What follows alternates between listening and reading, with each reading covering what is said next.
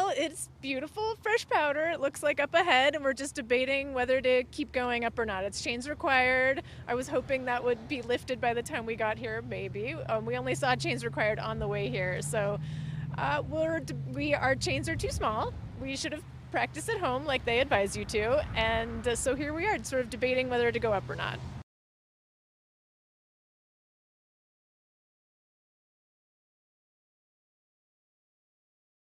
Yeah, it's a bigger vehicle and just myself, so I'd rather be safe than sorry.